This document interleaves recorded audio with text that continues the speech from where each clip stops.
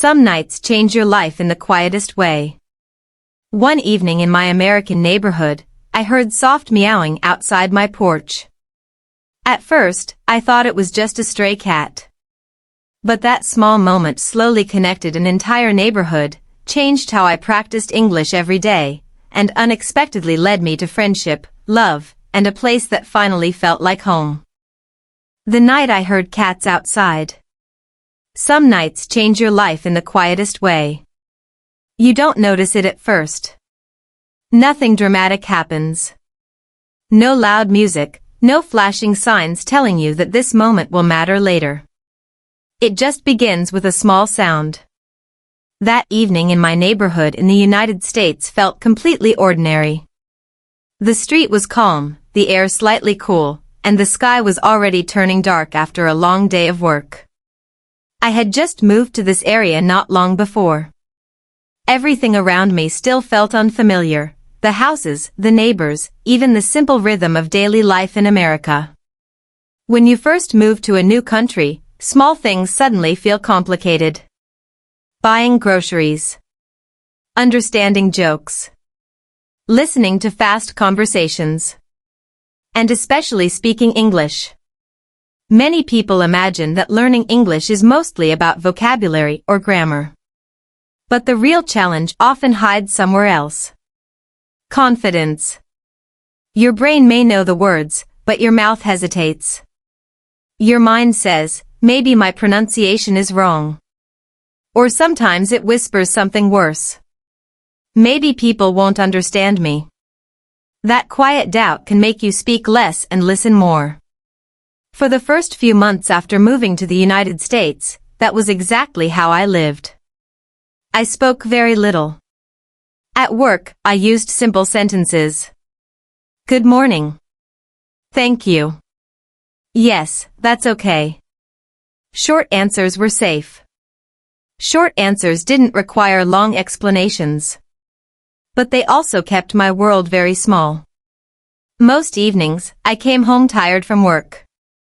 I would make a simple dinner, sit near the window, and listen to the quiet sounds of the neighborhood. Cars passing slowly. A dog barking somewhere down the street. Wind moving through the trees. Life in American suburbs can feel peaceful in a very quiet way. Houses stand apart from each other, each with a small yard and a front porch. Sometimes neighbors wave politely. But many people are busy with their own routines. That evening was no different. I had just finished washing the dishes when I heard something outside my porch. A soft sound. Almost like someone whispering. At first, I ignored it. Then it came again. A small, gentle meow. I paused and looked toward the door. Another meow. Curiosity slowly replaced my tiredness. I opened the front door and stepped onto the porch. The night air felt cool and fresh. For a moment, I didn't see anything. Then I noticed two small shapes near the edge of the porch light. Two cats. They were sitting quietly, looking at me with bright, careful eyes. Stray cats. In many American neighborhoods, stray animals appear sometimes.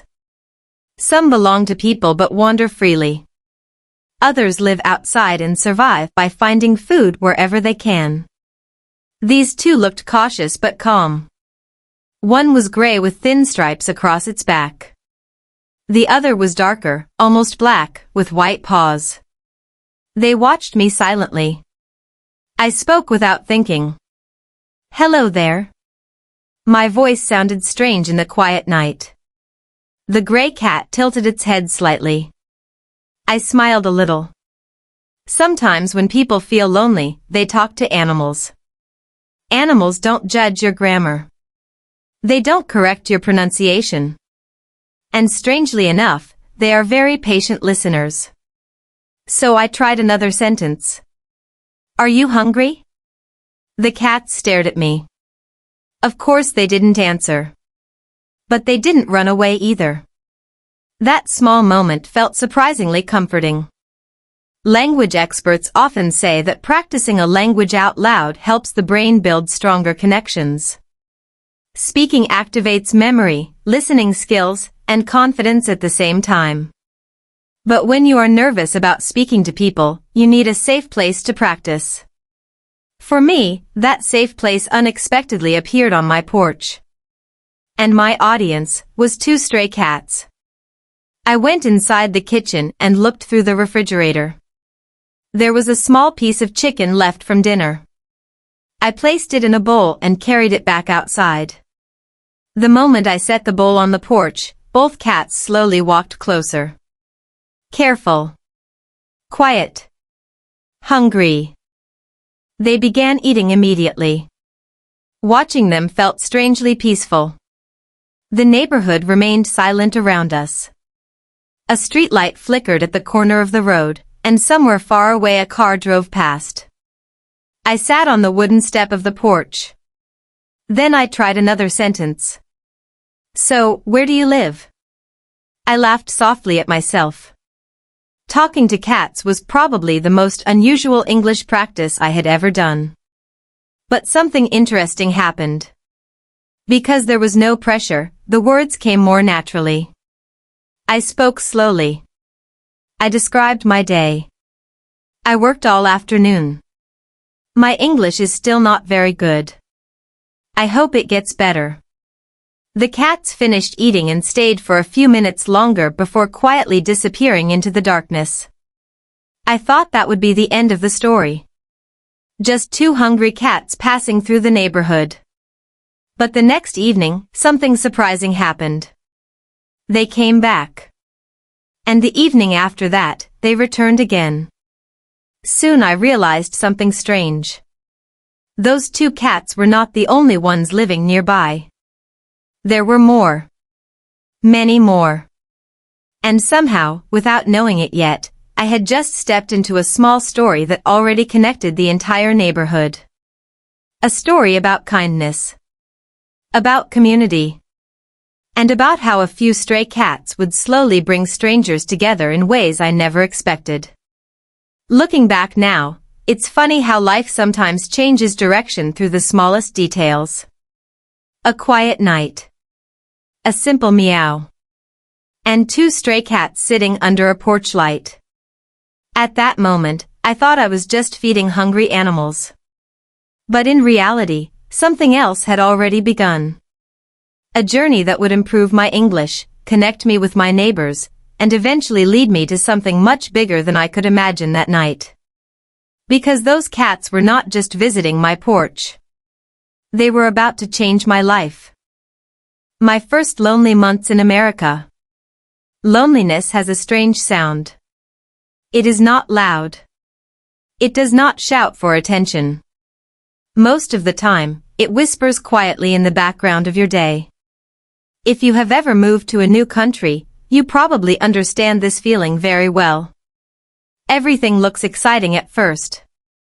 New streets, new people, new opportunities. But after the first few weeks, something unexpected happens. Silence begins to feel heavier. That was exactly how my first months in the United States felt. When I first arrived, I imagined a very different version of life in America.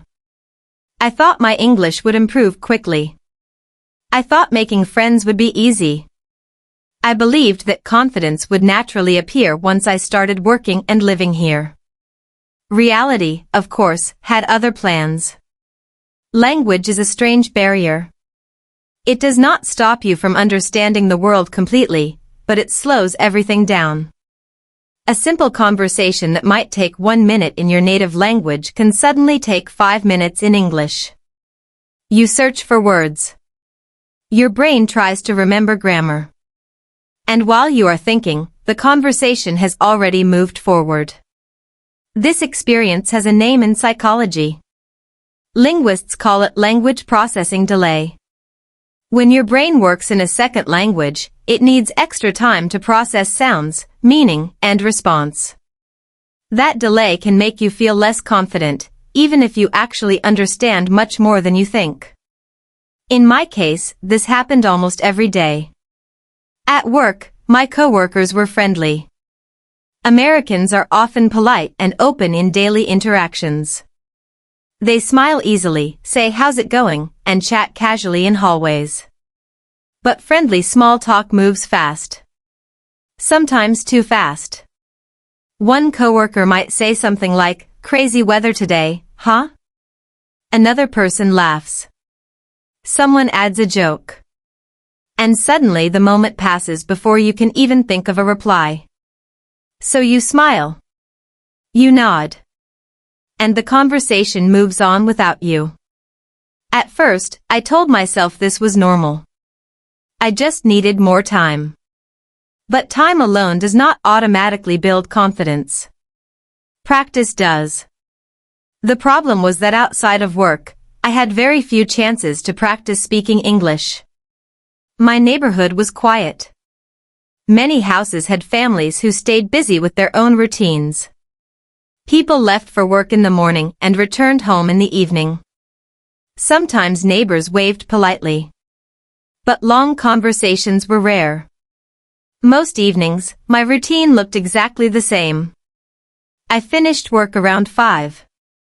I drove home through calm suburban streets lined with trees and small lawns. The American suburbs have a peaceful atmosphere that feels very different from crowded city life. Wide roads. Quiet sidewalks. Houses with front porches. Garages slowly opening as families return home. But peaceful environments can sometimes feel lonely when you are new. After dinner, I often sat near the window with a cup of tea. Outside, the neighborhood lights turned on one by one. Porch lamps glowed softly across the street. Occasionally someone walked their dog. Sometimes children played basketball in a driveway. Life was happening all around me. But I was mostly watching from a distance. Psychologists often say that social connection is one of the most important factors for emotional well-being. Humans naturally look for small interactions, short conversations, shared smiles, simple moments of recognition. Without those interactions, even comfortable places can start to feel empty. Looking back, that was the stage of life I was quietly experiencing. I was working hard. I was improving my English slowly. But something important was still missing. Connection. And strangely enough, the first step toward that connection did not come from people. It came from 2 stray cats. After that first evening when they appeared on my porch, the cats began returning regularly. At first, it was just the same 2. The gray one with the striped back. And the darker one with white paws. They arrived around the same time every evening, just after sunset.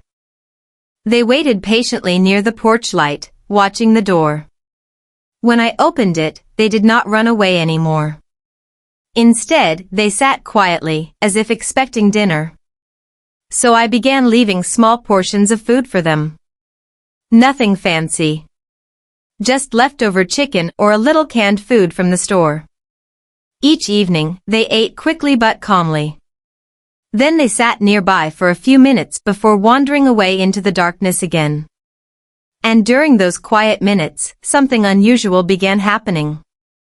I started talking to them. At first, it felt silly. But it also felt strangely comfortable. Animals are excellent listeners. They never interrupt you, never correct your grammar, and never judge your pronunciation.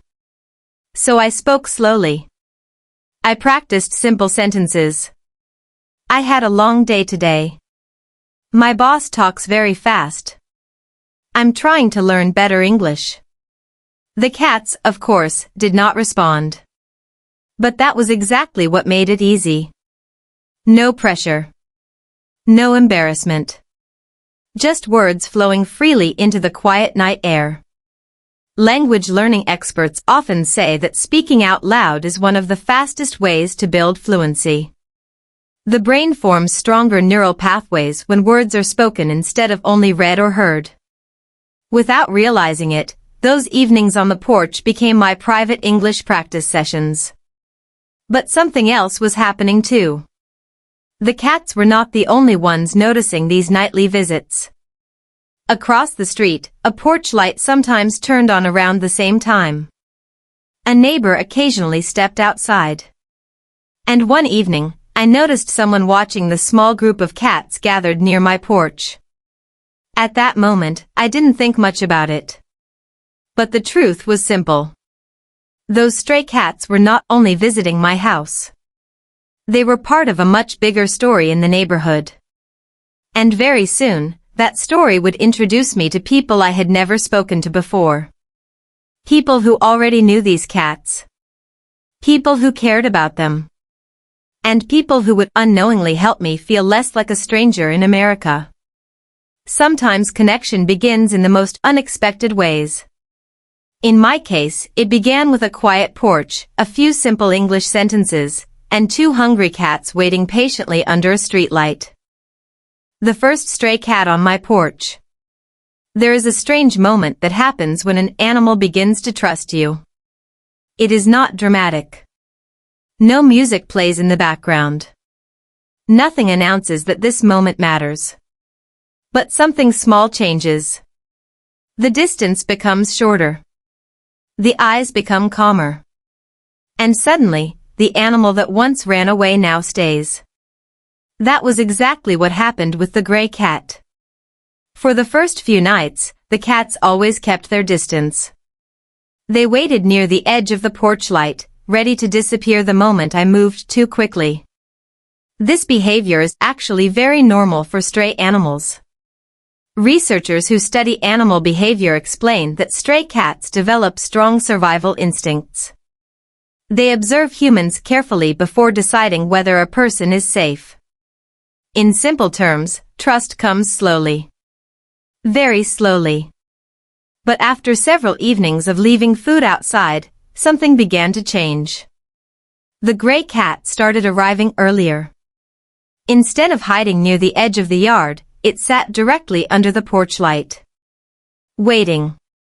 The darker cat with white paws still stayed farther away, watching everything carefully like a quiet bodyguard. But the gray one seemed curious. And curiosity is often the first step toward connection. One evening, when I opened the door, the gray cat did something surprising. It did not step back. Instead, it simply looked up at me and let out a soft sound. Meow. It was not loud. More like a small greeting. I laughed quietly. Well, hello again. Talking to animals might sound silly, but there is actually something useful happening in the brain when you do this. Language researchers say that speaking in relaxed environments helps the brain reduce anxiety around language production. When there is no pressure, the brain processes words more smoothly. In other words, if you feel safe, you speak more naturally. And for some reason, standing on my porch talking to a cat felt incredibly safe. So that evening, I decided to try something different. Instead of just short phrases, I spoke a full sentence. My English is not very good yet. The gray cat blinked slowly. In animal communication, slow blinking is often considered a relaxed, non-threatening signal. Some people even call it the cat smile. Of course, I didn't know that at the time. But it made me smile back anyway. I placed the bowl of food on the porch as usual. This time, the gray cat walked closer before I even stepped away. Closer than ever before. It lowered its head and began eating. The darker cat joined a moment later, still cautious but less nervous than before. I sat down on the wooden step again, like I had started doing every evening. And without planning it, I began describing my day. You know, today was busy. My coworker talks very fast. Sometimes I understand, sometimes I don't. The gray cat paused briefly and looked up. Then continued eating. I laughed again. Thanks for listening. Something interesting happens when you repeat small routines every day. The brain begins to recognize patterns. Habits form. Confidence grows slowly without you even noticing. Within a week, feeding the cats had become part of my evening routine. Work. Dinner. Porch. Cats. English practice. Sometimes I tried simple storytelling. Today I learned a new word. Neighborhood. I pronounced it slowly. Neighborhood. The word felt long and slightly difficult. English pronunciation can be tricky because the spelling often hides the real sound. So I practiced it several times. Neighborhood. The gray cat watched me carefully. Yes, I said, pointing around the street. This is our neighborhood. It was a funny moment. A language lesson with a cat.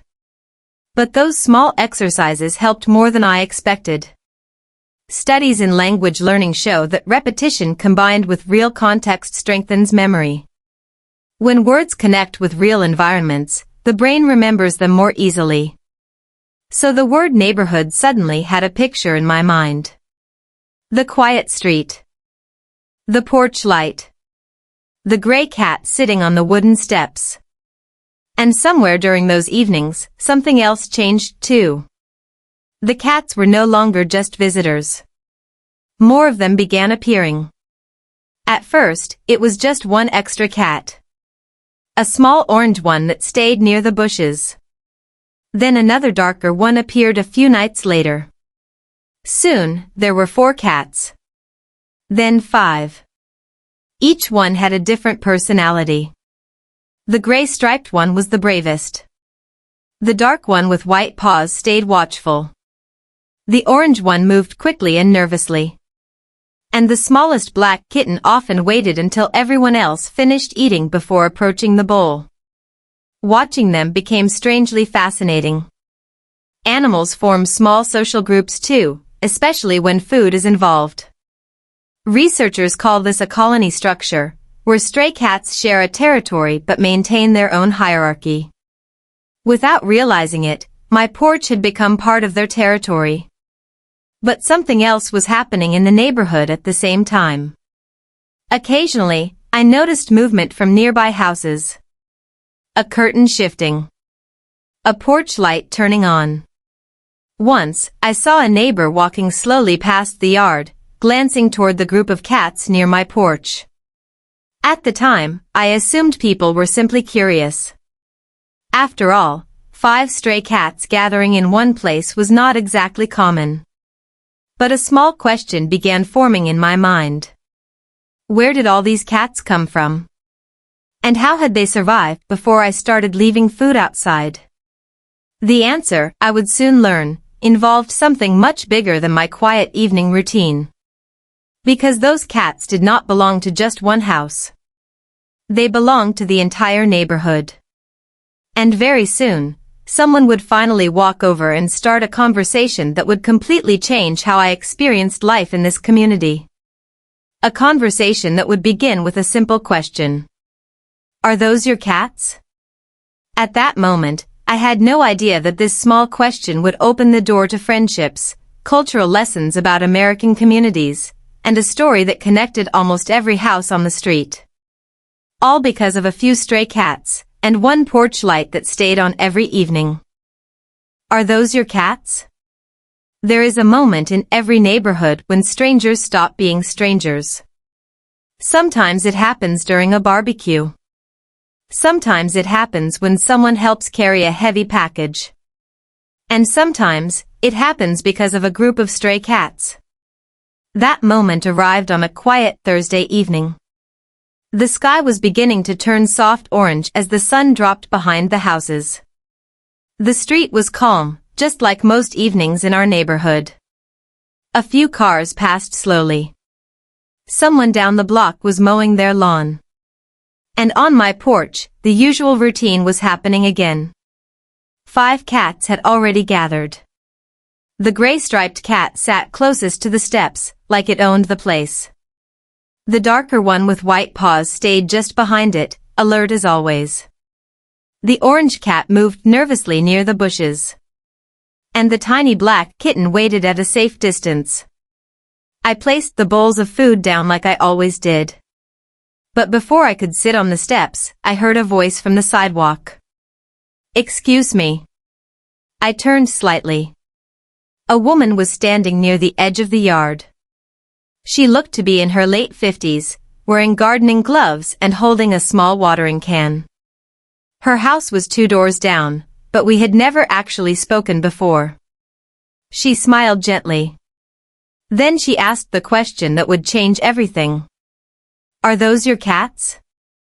For a moment, I wasn't sure how to answer. Technically, no. But also, kind of? I laughed awkwardly. "No, not really. I think they just found my porch." She looked at the group of cats eating peacefully under the porch light. Then she nodded slowly, as if something suddenly made sense. "Oh," she said. "So you're the one feeding them."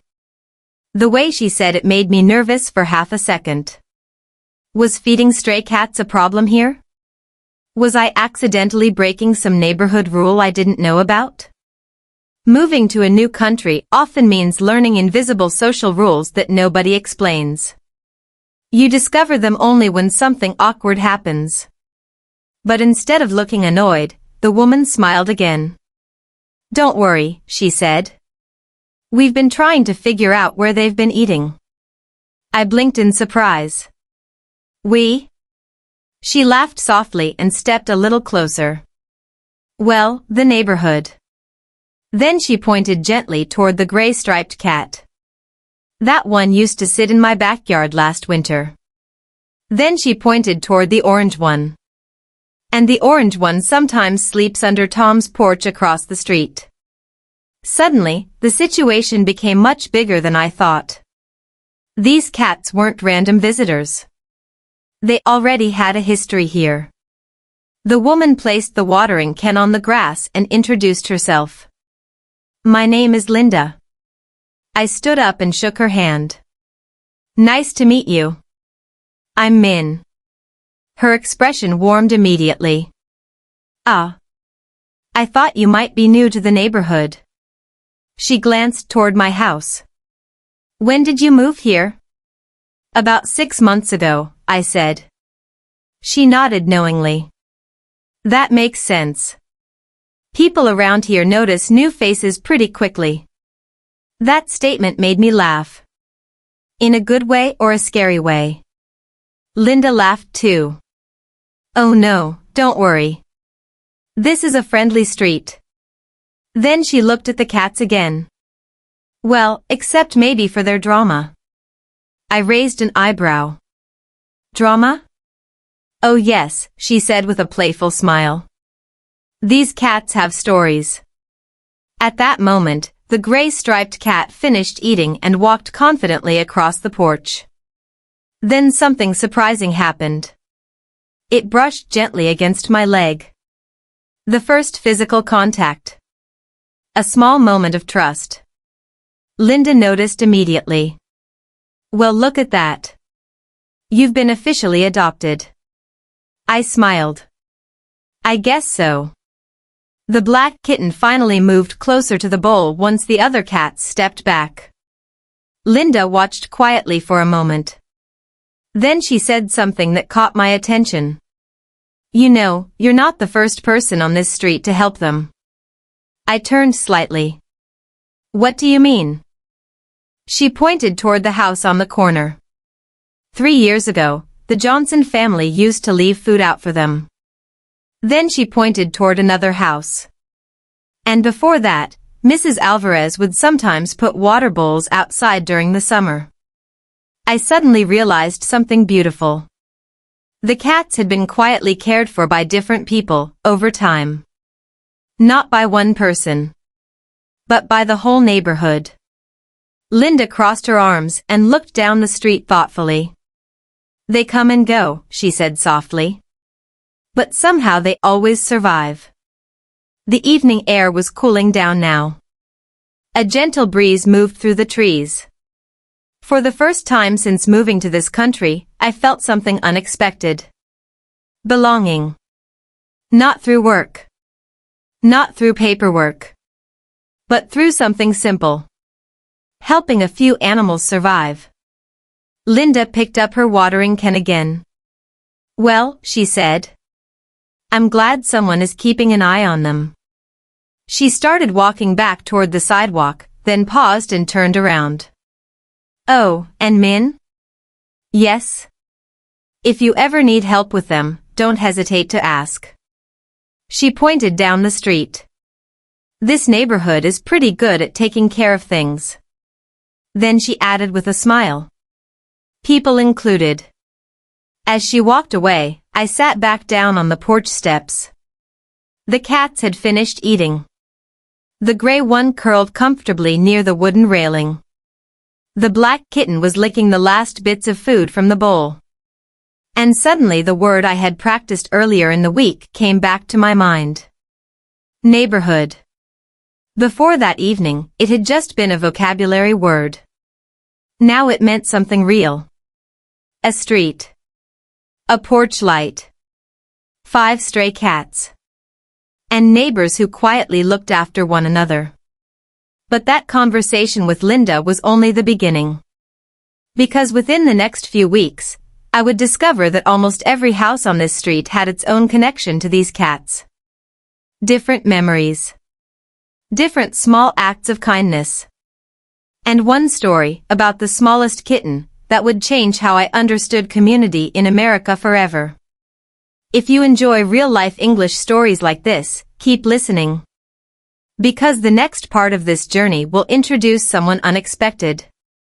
A neighbor who knew the history of these cats better than anyone else on the street. And the truth about how this little group of stray cats survived their hardest winter. The man who knew their history. The next evening, the cats arrived even earlier than usual. By now, the routine was clear. As the sun began to set, the gray-striped cat appeared first. It walked confidently across the yard like it owned the entire block. Then the darker cat with white paws followed a few minutes later, scanning the area like a quiet security guard. The orange cat stayed close to the bushes. And the smallest black kitten always waited at a distance, watching everything carefully before moving closer. But that evening felt slightly different. Not because of the cats. Because of the neighbor walking slowly down the sidewalk. He was an older man, probably in his 70s, wearing a baseball cap and carrying a small folding chair. When he reached the house across from mine, he stopped. Then he looked toward the porch. Toward the cats. Then toward me. He lifted a hand in a friendly wave. Evening. Evening, I replied. He crossed the street slowly and stopped near the edge of my yard. The cats looked up for a second, but none of them ran away. Which told me something interesting. They already knew him.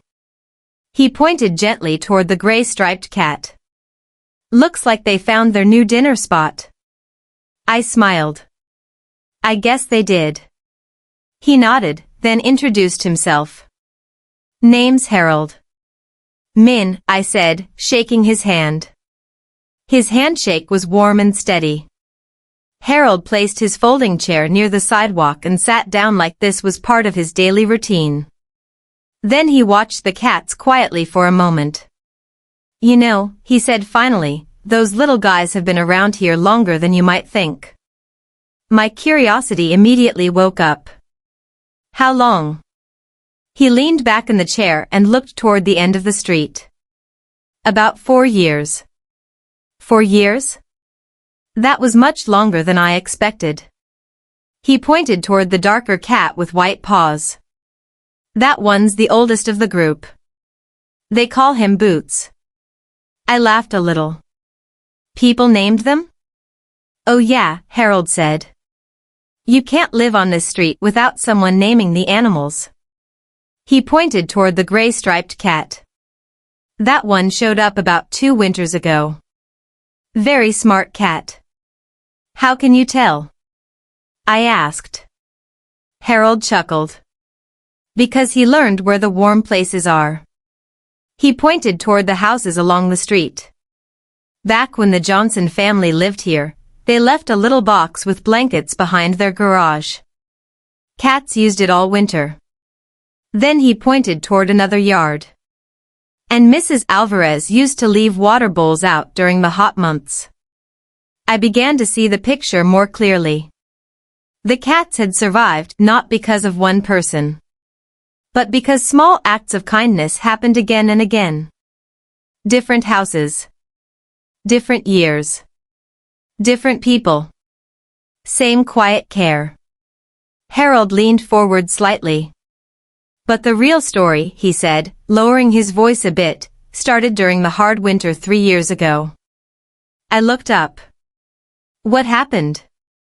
He pointed toward the smallest black kitten that was now cautiously eating. Not that one. There was another kitten before that. His expression softened a little. Tiny little thing. Barely bigger than your hand. The cats continued eating as he spoke. But suddenly the porch felt like the beginning of a much deeper story. That winter was rough, Harold continued. Colder than usual. Snow almost every week. He rubbed his hands together like he could still feel the cold. One morning, Tom, the guy who lives across the street, found the kitten hiding under his truck. Shivering. My chest tightened a little hearing that. What did he do? Harold smiled. Well, that's when the neighborhood really stepped in. He counted on his fingers. Tom built a small wooden shelter. Linda put blankets inside. The Johnson kids started leaving food. And Mrs. Alvarez kept refilling the water bowls. He looked around the quiet street. All without anyone really planning it. That's just how things happen here. I watched the cats again. Boots finished eating and moved to the side. The gray-striped cat began grooming its paws calmly. The tiny black kitten licked the bowl clean. They looked peaceful. Safe. But clearly their survival had not always been easy. Harold stood up slowly from his chair. Then he pointed toward the kitten again. You see that one? I nodded. That little guy showed up last spring. Reminds everyone of the kitten from the winter story. What happened to the first one? I asked. Harold smiled gently. Oh, he didn't stay astray. My curiosity grew instantly. What do you mean? He chuckled. Well, let's just say one house on this street failed very badly at the idea of not adopting stray animals. I laughed. That sounds like a good failure. It was, Harold said. Then he looked down the street toward a small blue house at the corner. The story of that kitten actually changed something around here. How? I asked. Harold folded his chair and tucked it under his arm. You'll probably hear it from Linda or Tom eventually. But long story short, that kitten reminded people that communities are stronger when neighbors look out for the little things. He paused. And the little creatures. Before leaving, Harold looked at me one more time. You did a good thing feeding them. Then he added something that stayed in my mind long after he walked away. You know, Min, moving to a new country can feel lonely.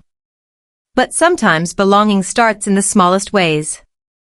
He nodded toward the cats. Even with them. As he walked back across the street, the porch became quiet again.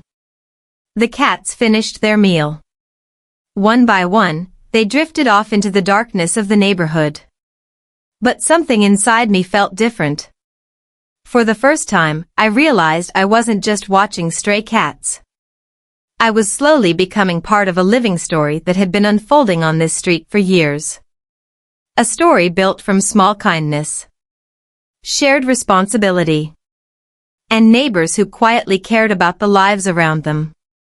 But the next chapter of that story would come sooner than I expected. Because only a few days later, Something would happen to the smallest kitten. Something that would bring the entire neighborhood together in a way I had never seen before. And that moment would teach me one of the most important lessons about community in America. The night the kitten didn't show up. There is something strange about routines. When they repeat every day, your brain stops noticing them. Until one day, the routine breaks. And that's when you realize how much it meant. For me, that moment came on a quiet Sunday evening. Just like every other evening, I placed the bowls of food on the porch. The sky was fading from orange to deep blue. The air felt cooler than usual, and the street was calm. A few porch lights turned on one by one. And right on schedule, the cats began to arrive. First came the gray-striped cat. It walked confidently across the yard and sat near the steps like it always did. Then Boots, the darker cat with white paws, appeared from the side of the house. The orange cat slipped quietly out of the bushes. 3 cats. Then 4. But after a few minutes, I noticed something missing. The smallest black kitten. Normally, the kitten waited at a distance before slowly approaching the food. But that evening, there was no small shadow near the bushes. No tiny eyes watching carefully from the edge of the yard. I looked around. Maybe it was just late. Sometimes animals arrive later if they feel cautious. So I sat down on the porch steps and waited. The other cats began eating. But the kitten still didn't appear. 5 minutes passed. Then 10. A small feeling of worry began to grow in my chest. Animals survive by routine too. When something changes suddenly, it usually means something happened. I tried to tell myself not to worry. Maybe the kitten had simply found food somewhere else. Maybe it was exploring a different yard. But the longer I waited, the quieter the evening felt. Even the other cats seemed slightly restless. Boots finished eating and looked toward the bushes where the kitten usually appeared. The gray-striped cat stood up and walked slowly around the yard, sniffing the ground. Almost like it was searching. At that moment, I heard footsteps on the sidewalk. Evening, Min. It was Linda. She was walking her small brown dog and had stopped near the edge of the yard. But tonight, her expression changed quickly when she looked toward the porch. "Where's the little one?" she asked. I shook my head. "I don't know. She hasn't shown up tonight." Linda frowned slightly. "That's unusual." Her dog sniffed the grass near the fence while she scanned the street. "Did you see her earlier today?" she asked. "No," I said. "I only see them at night." Linda stood quietly for a moment, thinking. Then she pulled out her phone. "I'm going to text Tom." "The guy across the street?" I asked. She nodded. "He works late sometimes, but he keeps an eye on the animals too." I was surprised again. Even the communication about the cats seemed organized. Within a minute, Linda's phone buzzed. She read the message and looked back at me. "Tom says he hasn't seen the kitten today either." A stronger wave of worry passed through me. The kitten was small. Much smaller than the other cats. In the wild, or even in a quiet suburban neighborhood, being small can be dangerous. Linda must have seen the concern on my face. "Don't panic yet," she said gently. "Kittens sometimes hide during the day." But, she paused. "If she doesn't show up tomorrow, we should check around." "We." That word again. Not you. Not I. We. Linda waved goodbye and continued down the street. But I stayed on the porch a little longer that night. The other cats finished eating and slowly disappeared into the darkness of the neighborhood. The porch became quiet. Too quiet. I kept glancing toward the bushes where the kitten usually waited. Nothing moved. Eventually, I went inside. But sleep didn't come easily. For the first time since I started feeding the cats, I realized how attached I had become. A few weeks earlier, they had simply been stray animals passing through. Now they felt like part of my daily life. Part of my evening routine. Part of my story here. The next morning, something unusual happened. When I stepped outside to leave for work, there was a small note tucked under the windshield wiper of my car. I looked around the street, confused. The handwriting was neat and simple. It said, "If you're the one feeding the cats, please call me." Below the message was a phone number. And a small name. Tom. The same Tom Linda had mentioned. The man across the street. I stared at the note for a moment. Something about the message felt urgent. When I looked across the street, I noticed Tom's driveway was empty. His truck was gone. Which meant he had probably already left for work. But he had taken the time to leave the note. Something must have happened. The entire drive to work, I kept thinking about the missing kitten. About the note. About the sudden feeling that the quiet story of these stray cats was about to take a serious turn. That evening, when I returned home, the first thing I did was call the number on the note. Tom answered almost immediately. "Hey, is this Min?" he asked. "Yes," I said. "I found your note." There was a short pause. Then he said something that made my heart sink. "I think I might know what happened to the kitten." My stomach tightened. "What do you mean?" Tom took a slow breath before answering. "I saw something last night. Something near the end of the street." And what he said next would bring several neighbors together before the night was over. Because the smallest member of our little stray cat family might be in trouble. And the entire neighborhood was about to do something about it. What Tom saw that night. When Tom said he might know what happened to the kitten, my chest tightened. There was a short silence on the phone. The kind of silence where your mind starts imagining too many possibilities. "What did you see?" I finally asked. Tom spoke slowly, choosing his words carefully. "Last night, around midnight, I got home from work," he said. "I usually park my truck near the end of the street, close to the big oak tree." I knew the place he was talking about. It was about half a block away from my house, near a small patch of trees where the street curved slightly. A darker part of the neighborhood. Not dangerous, just quiet. Tom continued. "When I got out of the truck, I heard something." "What kind of sound?" I asked. "A kitten," he said. "Very small. Crying." My stomach dropped. He paused again before continuing. "At first I thought it might just be one of the stray cats fighting or calling each other. But this sound was different. More like panic. I could picture it clearly. A tiny kitten alone in the dark. Calling for help." "What did you do?" I asked. Tom let out a small breath. "I walked toward the bushes near the tree. And that's when I saw her." The word "her" made the story feel even more personal. "The little black kitten?" I asked. "Yeah," Tom said softly. "She was stuck." "Stuck where?" "In a storm drain."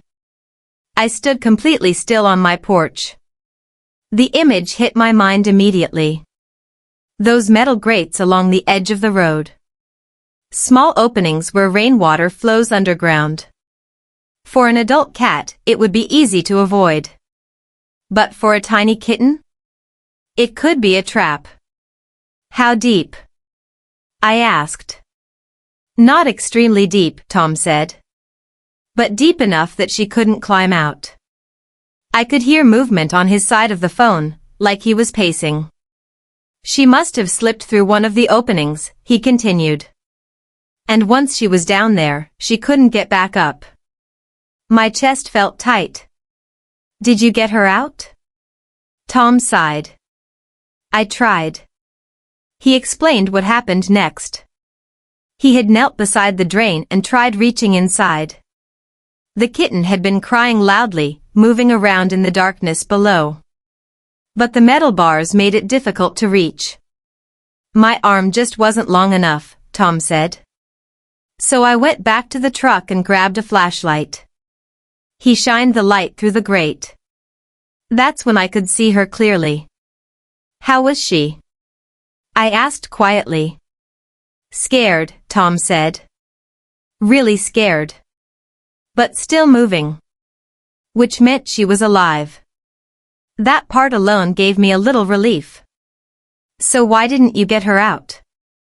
I asked. I stayed there almost an hour, Tom replied. I tried using a stick to help her climb. I even tried lifting the metal grate. But those things are heavy. Storm drain covers are not meant to be easily removed. They're designed to stay in place during storms and heavy traffic. Finally, around 1 in the morning, Tom had to make a decision. I didn't want to leave her there, he said. But I also didn't want to risk breaking the grate or hurting her by pulling too hard. So I called the city's animal control line. I nodded even though he couldn't see me. That made sense. Most American cities have services that handle trapped animals. But it was late, Tom continued. They told me someone could come in the morning. Morning. Which meant the kitten had spent the entire night in that drain. Cold. Alone. Scared. Tom must have sensed my worry. I left a little bowl of food and water near the grate, he said. And I checked again before I went to bed. Was she still there? Yeah. But she had stopped crying. That sentence worried me for a moment. But Tom quickly added. Not in a bad way. I think she just got tired. I took a deep breath. So what happened today? I asked. That's why I left you the note, Tom said. The city workers came this afternoon. My heart jumped again. And? They opened the drain. For a second, everything felt suspended. Like the story was balanced on one tiny moment. Did they find her? I asked. Tom laughed softly. Oh yeah. They found her. And? She was alive. The relief that moved through my body was immediate and strong. I sat down on the porch steps. She's okay? Better than okay, Tom said. The animal control officer said she was lucky. Another day down there might have been dangerous. What did they do with her? I asked. Tom paused for a moment. Well, this is the interesting part. I leaned forward. What do you mean? He chuckled. Remember the story Harold told you about the kitten from the hard winter? Yes. The one the neighborhood helped? Yeah, Tom said. Well, apparently history is repeating itself. What happened? I asked. Tom's voice warmed slightly. Linda called me this afternoon. And she said someone on this street has already volunteered to take the kitten in. I blinked in surprise. That fast? Yep. Who? Tom laughed again. That's the part you'll enjoy. Because the person who offered might not even realize they already did. I frowned slightly. What do you mean? Tom said one final sentence before ending the call. Let's just say the kitten has been spending a lot of evenings on someone's porch lately. I slowly looked around my yard. At the steps. At the empty food bowls. At the quiet space where the tiny black kitten usually sat waiting. And suddenly, I had a strange feeling about where this story was heading.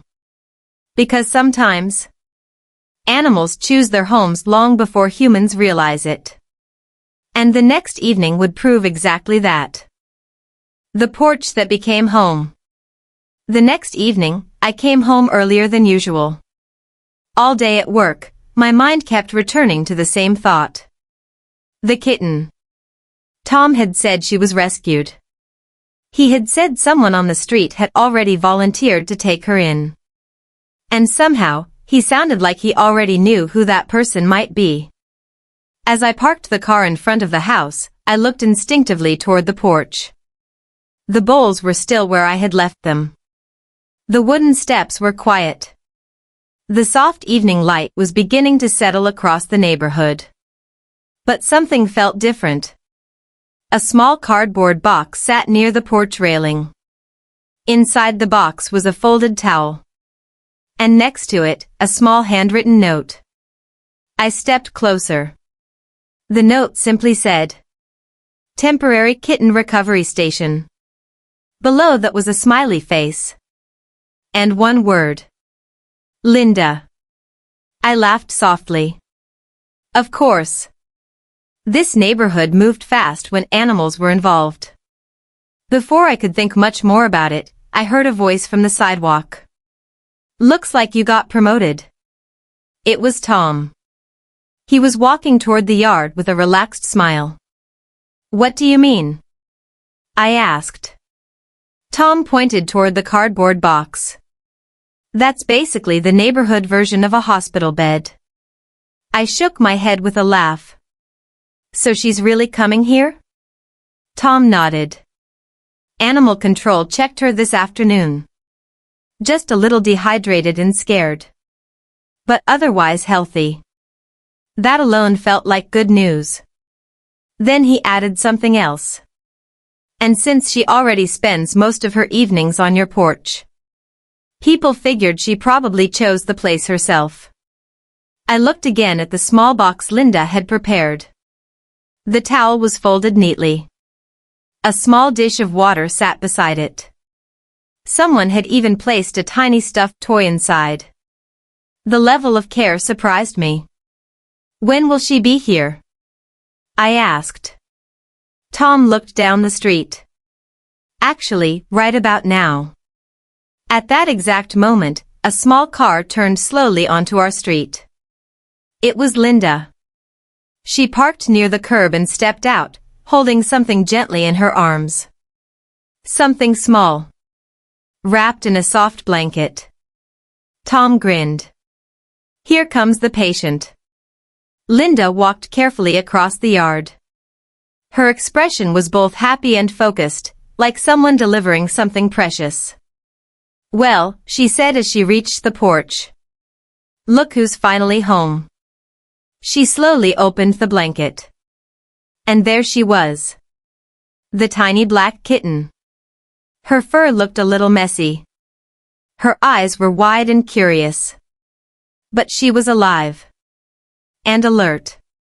When Linda placed her gently into the cardboard box, the kitten immediately looked around. Her small nose twitched as she smelled the air. Then something incredible happened. She climbed out of the box, walked directly across the porch, and sat in the exact same corner where she used to wait every evening.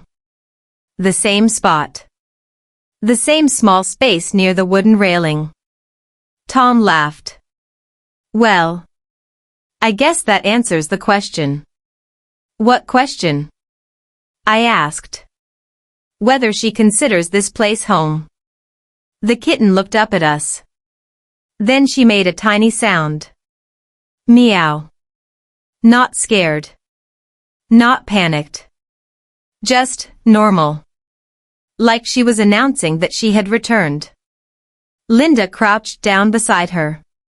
"You scared the whole street, little one," she said gently. The kitten blinked slowly. Then she curled into a small ball on the porch floor. Within seconds, she fell asleep. Right there. Peaceful. Safe. For a moment, none of us spoke. The quiet felt warm. Comfortable. Then Linda stood up and brushed her hands together. "Well," she said. "I suppose congratulations are in order." "For what?" I asked. Tom crossed his arms with a grin. "For becoming a cat owner." I laughed immediately. No. I'm just feeding them." Linda raised an eyebrow. "That's how it always starts." Tom nodded. "Every single time." I looked down at the sleeping kitten. Her tiny chest rose and fell slowly. Completely relaxed. She looked like she had finally decided something important. Maybe Tom was right. Maybe animals do choose their homes. And sometimes humans only realize it afterward. As the evening continued, the other cats began arriving one by one. Boots appeared first. He approached cautiously and sniffed the sleeping kitten. Then he sat down nearby like a quiet guardian. The gray-striped cat followed. Then the orange one. Soon, the entire little cat family was gathered on the porch again. But this time, the atmosphere felt different. The kitten was no longer just another stray. She had survived something dangerous. And now she had something new. A place. A porch. People who cared. And slowly, as the sky darkened and porch lights turned on across the street, I realized something else. This small story about a kitten was doing something unexpected. It was connecting neighbors. People who might normally just wave politely from their driveways were now standing together on the same porch. Talking. Laughing. Sharing stories. All because of one tiny life. Before leaving, Linda turned to me and said something that stayed with me for a long time. "You know, Min. Neighborhoods don't become communities overnight. They grow from small moments." She looked toward the kitten. "Sometimes, very small moments." That night, as the cats finished eating and slowly disappeared into the darkness again, one thing was clear. The kitten didn't leave. She stayed on the porch. Curled inside the little box with the towel. Sleeping peacefully. And although I didn't say it out loud yet, I think everyone on that street already knew. This little stray cat had officially found her home. And somehow, so had I. But the story wasn't finished. Because over the next few weeks, something even more surprising would happen. The cats would bring the entire neighborhood together in a way no one expected. And it would lead to a small tradition that still exists on that street today. The evening everyone came outside. Something interesting began happening after the kitten returned. At first, it was subtle. Small changes that you might not notice if you weren't paying attention.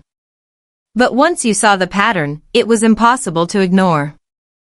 It started the very next evening. Just like before, I placed the food bowls on the porch around sunset. The kitten was already awake, sitting near the cardboard box Linda had prepared. She looked much stronger now, her tiny ears moving whenever she heard a new sound. When the gray-striped cat appeared at the edge of the yard, the kitten stood up immediately. Her tail lifted high. She walked toward the older cat like a child running toward a familiar adult. The gray cat sniffed her gently, then sat down beside her. Almost like nothing had happened. But that wasn't the most interesting part. The interesting part was the sidewalk. Because for the first time since I moved to this street, several neighbors were standing outside at the same time. Linda arrived first, walking her dog slowly past the yard. Then Tom came out of his house with a cup of coffee in his hand. A few minutes later, Harold appeared again with his folding chair. And across the street, someone I hadn't met yet stepped out onto their porch and leaned against the railing. All of them, looking toward the cats. Looking toward the kitten. "Looks like she's feeling better," Linda said as she stopped near the fence. Definitely, Tom replied. The kitten suddenly ran in a small circle across the porch. Then she tried to chase the gray cat's tail. The gray cat ignored her with impressive patience. Everyone laughed. It was a simple moment.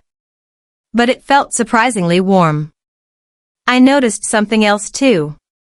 People weren't just watching the cats. They were talking to each other. Tom asked Harold about his garden. Linda mentioned that the weather might turn colder next week. Someone across the street waved and said hello. It wasn't a formal gathering. Nobody had planned it. But the porch had quietly become a meeting point. A small social center for the block. And somehow, the cats had created it. Over the next week, this pattern continued. Every evening, around the time the cats arrived, more neighbors appeared outside. Some walked their dogs. Some watered their plants. Some simply stood on their porches for a few minutes. But many of them ended up drifting closer to the yard. Closer to the cats. Closer to each other. One evening, Harold said something that made everyone laugh. Well, he said, adjusting his folding chair. Looks like we accidentally created a neighborhood event. Tom nodded. Yeah. The daily cat meeting. Linda added with a grin. Maybe we should start bringing snacks. It sounded like a joke. But 2 days later, she actually did. Linda showed up carrying a small plate of homemade cookies. She placed them on the porch railing. For the humans, she said. That evening felt different. People stayed longer. The conversations grew easier. Someone introduced themselves to someone else for the first time. Names that had previously been unknown suddenly became familiar. Hi, I'm Mark. Nice to meet you, I'm Susan. And somewhere in the middle of it all, the kitten played happily with a fallen leaf on the porch floor. The cats had no idea what they had started. But the neighborhood was slowly changing. One evening, while watching the kitten chase Boots around the yard, Tom turned to me and said something thoughtful. You know, this street has been here for over 20 years. But people used to stay inside more. Busy lives. Work, TV, phones. He looked around at the small group of neighbors chatting under the evening sky. But lately, people seem to come outside again. Linda nodded. And all it took was a few stray cats. Harold added with a quiet chuckle. Community planning by animals. Everyone laughed. But the truth behind the joke was obvious. The cats had created a shared story. Something simple that everyone could care about together. No politics. No arguments. Just a few animals surviving, and neighbors helping them. One evening, a new family walking down the street slowed when they saw the small gathering. They looked curious. What's going on over here? The father asked. Tom pointed toward the porch. Cat dinner time. The little girl in the family spotted the kitten immediately. Her eyes lit up. Can we watch? Of course, Linda said warmly. Within minutes, the girl was sitting on the grass, giggling as the kitten chased a twig. And just like that, the circle grew larger. Another small connection formed. Another neighbor added to the story. Later that night, as the sky turned dark and people began returning to their homes, I stayed on the porch for a few minutes longer. The kitten curled into her towel-lined box again. Boots sat nearby like a silent guard. The gray-striped cat watched the quiet street calmly. And I thought about something Linda had said earlier. Neighborhoods grow from small moments. At first, I thought she meant the moment the kitten was rescued. But now I understood something deeper. Sometimes a community forms because people share responsibility for something fragile. Something that needs care. In this case, a handful of stray cats. But what none of us realized yet was that this small tradition, neighbors gathering each evening, was about to turn into something even more meaningful. Because winter was coming again. And the cold months would test both the cats and the neighborhood. But this time, they wouldn't face it alone. Preparing for the winter together. By the time October arrived, the evening air began to change. You could feel it in small ways. The breeze was cooler. The sun disappeared earlier behind the houses. Leaves started falling across the sidewalks and collecting in quiet corners of the street. Winter was slowly approaching. And on our porch, the cats felt it too. Their fur grew thicker. They slept longer during the day. And every evening, when feeding time arrived, they ate a little faster than before. Animals understand seasons in ways humans sometimes forget. They know when survival will become harder. One evening, as the small neighborhood gathering happened again, Tom pointed toward the sky. "Cold front coming next week," he said. "First real temperature drop." Linda crossed her arms and looked toward the porch where the kitten was chasing her own tail. "Well," she said thoughtfully. "That means we should probably start planning." "Planning what?" I asked. Harold smiled from his folding chair. "Winter housing." I blinked. "For the cats?" Tom nodded. Last winter was rough. Some of them made it through because people left small shelters outside. Linda added, "But this year we have more cats." She pointed toward the group near the food bowls. Boots. The gray-striped cat. The orange one. Another younger tabby that had started appearing recently. And of course, the kitten. Who was no longer quite as tiny as before. "That's 5 regular visitors now," Linda said. "And winter nights here can get very cold." Even though the street looked calm and suburban, winter temperatures could drop below freezing. For a stray animal, that kind of cold could be dangerous. Tom rubbed his chin thoughtfully. "We should build a couple of shelters." Harold nodded. "Simple ones work fine. Plastic bins. Straw. Small entrance holes." Linda looked at me with a smile. "Welcome to your first neighborhood winter project." I laughed. "Do I get training?" "Oh yes," Tom said. "Mandatory training." And just like that, the next weekend turned into something unexpected. A small construction project. Right in the middle of the neighborhood. Saturday morning arrived with bright sunlight and crisp autumn air. When I stepped outside around 10 o'clock, I saw something that made me laugh. Tom's driveway had turned into a workshop.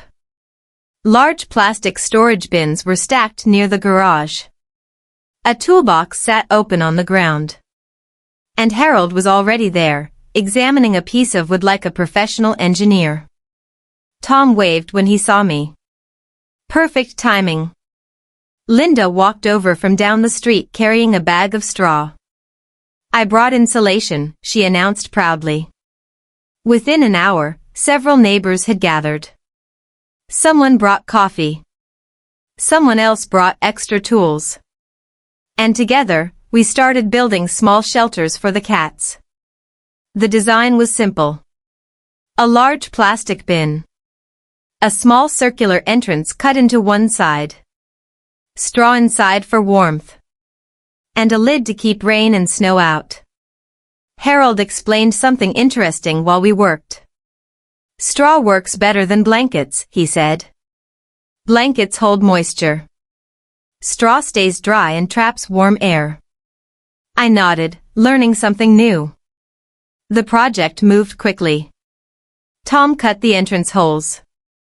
I helped smooth the edges. Linda filled the shelters with straw. By lunchtime, we had built 3 winter shelters. They looked simple. But they were sturdy. Warm. Safe. We placed them carefully around the yard. One behind the porch near the fence. One near the bushes where the orange cat liked to hide. And one under a small tree where Boots often rested. The cats watched the entire process from a safe distance. Boots sat on the sidewalk like a quiet supervisor. The kitten darted around curiously, investigating every new object. At one point she tried to crawl into a shelter before we even finished filling it with straw. Tom laughed. Well, I guess she approves. The real surprise came later that evening. When feeding time arrived, something interesting happened. Boots approached the nearest shelter first. He sniffed the entrance carefully. Then he stepped inside. For a moment, his tail disappeared into the straw. A few seconds later, he came back out and sat down calmly, as if announcing that the structure had passed inspection. The gray-striped cat checked the second shelter. The orange cat investigated the third. And the kitten? She claimed the one closest to the porch, curling inside like she had discovered the best hiding place in the world. Everyone watching from the sidewalk smiled. Linda looked around the street thoughtfully. "You know what I like about this," she said. "What?" I asked. No one had to organize this. No meetings. No planning committees. Just people deciding to help. Tom nodded. That's how good neighborhoods usually work. I looked at the 3 shelters scattered around the yard. At the cats exploring their new winter homes. At the neighbors chatting easily in the cool evening air. And I realized something important. When I first moved to this country, I worried about many things. Language. Work. Cultural differences. Feeling like an outsider. But standing there on that sidewalk, surrounded by people building shelters for stray animals, I didn't feel like an outsider anymore. I felt like part of the street. Part of the story. Part of the neighborhood. And although winter would soon bring cold nights and long darkness, the cats wouldn't face it alone. Because now, an entire street was quietly watching over them. But winter would also bring one more unexpected surprise. A moment that would turn the kitten from a rescued stray into the most famous little resident on the block. The little cat everyone knew. By the time winter truly arrived, the street looked completely different. The trees were bare. The grass had turned pale and quiet. And on some mornings, a thin layer of frost covered the sidewalks like a sheet of glass. The air felt sharper. Colder. Every breath carried a small cloud of white in front of your face. But on our porch, something comforting continued to happen every evening. The cats still came. Boots arrived first most nights, walking slowly across the yard with the calm confidence of a cat that had survived many winters before. The gray-striped cat usually followed not long after. The orange one slipped carefully from the bushes. And then, there was the kitten. Except by now, she wasn't really a tiny kitten anymore. She had grown. Her legs were longer. Her movements were faster. Her curiosity had doubled. But her personality hadn't changed at all. She still ran everywhere. Still chased leaves. Still followed Boots around like a younger sibling who refused to give up. And slowly, something else started happening. People on the street began recognizing her. At first, it was just the regular neighbors. Linda would wave when she walked by and say, "How's our little survivor doing today?" Tom sometimes brought small cat treats from the store. Harold still sat in his folding chair, watching the cats like they were a daily television show. But then the recognition spread beyond the street. One afternoon, something unexpected happened. I was placing fresh water in the bowl on the porch when a young couple walking their dog slowed down. They pointed toward the black cat near the steps. Wait, is that the drain kitten? The woman asked. I blinked in surprise. The what? The kitten that got stuck in the storm drain, she said. My friend told me about it. She lives 2 blocks away. I laughed softly.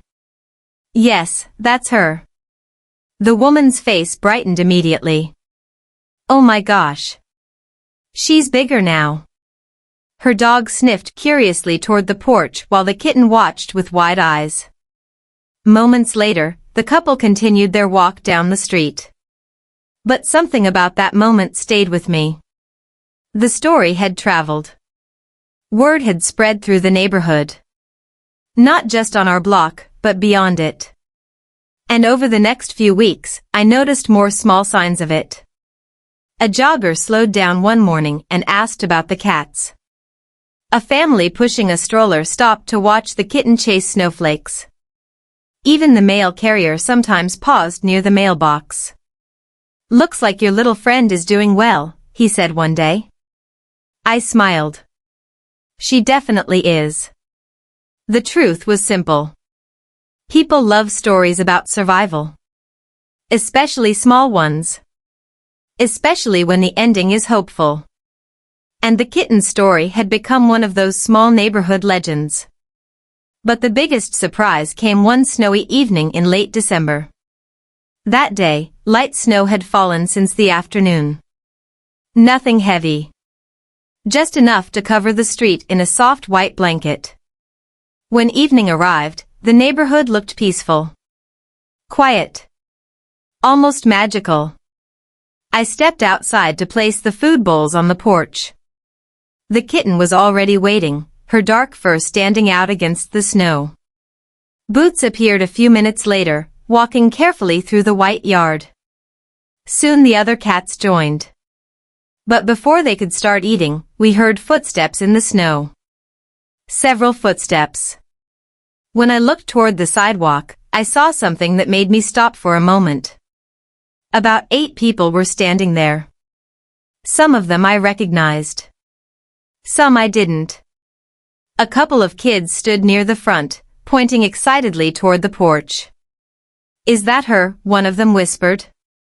Linda laughed when she saw my confused expression. Sorry, she said. I might have told a few people about the feeding time. Tom stepped forward with a grin. A few? There are people here from 2 streets over. The kids walked closer, careful not to scare the cats. The kitten watched them with wide, curious eyes. Then, without hesitation, she ran toward a small snowflake drifting in the air and tried to catch it. The children burst into laughter. The moment felt strangely beautiful. Snow falling gently. Cats eating quietly on the porch. Neighbors and strangers standing together, smiling at a tiny animal that had once been trapped alone in a storm drain. Harold leaned toward me and said quietly, Not bad for a stray cat. I nodded. Not bad at all. That evening, the small gathering stayed longer than usual. People talked. Shared stories. Asked about the shelters we built. Asked about the cats. But most of all, they watched the kitten play. Because she had become something more than just another stray animal. She had become a symbol of the street. A reminder that small acts of kindness can ripple outward. Sometimes much farther than you expect. Later that night, after everyone went home and the snow continued falling softly, the cats settled into their winter shelters. The kitten curled up inside the box near the porch. Boots slept near the fence. The gray-striped cat disappeared beneath the small tree. The yard grew quiet again. But as I stood there in the cold night air, I realized something. When I first moved to this neighborhood, everything felt unfamiliar. The language. The culture. The people. I often wondered if I would ever truly feel at home here. But somehow, through a few stray cats and a tiny black kitten, that feeling had slowly changed. Because belonging doesn't always arrive through big events. Sometimes it grows quietly. One evening conversation at a time. One shared moment at a time. One small life at a time. And our story wasn't finished yet. Because the final chapter of this little journey would reveal something even more meaningful. Not just about the cats, but about what it really means to find home in a new country. What the cats taught me about home. Winter slowly passed. The snow melted little by little. The frozen mornings turned into cool spring afternoons. And the quiet neighborhood that once looked cold and gray began to wake up again. Green leaves returned to the trees. Small flowers appeared along the sidewalks. The sound of birds slowly replaced the silence of winter. But one thing on the street never really changed. Every evening, the cats still came. Boots was still the calm leader of the group. The gray-striped cat still sat near the porch like a thoughtful observer. The orange cat still preferred the bushes. And the little black kitten. Well, she had grown into a confident young cat now. Her steps were faster. Her jumps were higher. But she still liked the same corner of the porch where she used to sit when she was small. That place had become her spot. And somehow, the evening routine had also become part of the neighborhood itself. People still came outside around sunset. Not every single night. But often enough that it felt normal. Tom sometimes leaned against his truck and watched the cats eat. Linda still walked her dog past the yard. Harold still appeared with his folding chair whenever the weather was good. Sometimes new neighbors stopped by too. Sometimes people who had heard about the drain kitten would slow down during their evening walk. And every time someone asked about the story, someone else would tell it. But the interesting thing was this. Every person told the story a little differently. Linda usually focused on the rescue. Tom liked to describe the night he heard the kitten crying. Harold preferred the bigger story, how the neighborhood came together. But when people asked me about it, I often found myself thinking about something deeper.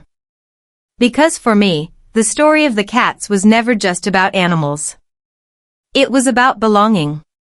When I first moved to the United States, everything felt new. The streets were different. The culture was different. Even small conversations sometimes felt difficult because I worried about my English. I remember many evenings when I simply stayed inside my house after work. Cooking dinner. Watching videos. Trying to improve my language skills. But often feeling alone. Moving to another country can be exciting. But it can also be quiet in ways people don't talk about very often. New beginnings sometimes come with invisible loneliness. And strangely enough, the thing that slowly changed that feeling wasn't a big event. It wasn't a job promotion. It wasn't a perfect conversation in English. It was a group of stray cats. It started with one bowl of food. Then another. Then a small conversation on the sidewalk. Then another neighbor stopping by. Then another. Little by little, the porch stopped being just my porch. It became a shared place. A place where people gathered naturally. Where conversations started easily. Where laughter happened without planning. And where a tiny black kitten reminded everyone of something simple. Kindness spreads. Sometimes quietly. Sometimes slowly. But it spreads. One warm spring evening, almost a year after I first saw the gray cat sitting under the porch light, I noticed something interesting. A young boy from 2 houses down was sitting on the grass near the fence. He was watching the cats eat with complete fascination. After a few minutes, he looked up at me and asked, "Did you rescue them?" I thought about the question for a moment. Then I smiled. "Not really," I said. "The neighborhood did. The boy nodded thoughtfully, like he understood something important. Then he looked at the kitten, now a confident young cat, playing near the porch steps. "She's lucky," he said. "Yes," I agreed. "She is." But as I watched the cats moving comfortably around the yard, I realized something else. Maybe the kitten wasn't the only lucky one. Because through this small story, I had gained something too. Neighbors who knew my name. Conversations that felt natural. A sense that this street was no longer just a place where I lived. It was a place where I belonged. And that feeling, more than anything else, is what people are really searching for when they move somewhere new. Home. Not just a house. Not just an address. But a place where small connections grow. Where people look out for each other. Where even a stray animal can bring strangers together. So if you ever wonder whether small acts of kindness matter, remember this story. A few neighbors. A quiet street. And a tiny kitten trapped in a storm drain. Because sometimes the smallest moments become the ones that connect us the most. And sometimes, the journey to feeling at home begins in the most unexpected ways. Even on a quiet porch, with a few stray cats, in a neighborhood that slowly became family. Sometimes people think the biggest moments in life are the ones that change everything. A new country. A new job. A new beginning. But the truth is, the moments that shape us are often much smaller. A quiet evening. A porch light. A few stray cats looking for food. And one tiny kitten that almost disappeared into the darkness of a storm drain. When I first arrived in the United States, I thought my journey would be about learning English, finding work, and building a new life. But I didn't expect that some of the most important lessons would come from a neighborhood, and a group of animals that nobody officially owned. Those cats didn't just survive. They brought people together. They turned strangers into neighbors. And slowly, they turned a quiet street into a community. Sometimes the most powerful stories are not the loud ones. They are the quiet ones that happen right outside your door. And if you listen carefully, every neighborhood has a story like this. Maybe even yours. So if you enjoy real-life stories about life in America, community, resilience, and human connection, you're in the right place. Because on this channel, we share true stories that help you practice real English naturally, while discovering the emotional journeys behind everyday life.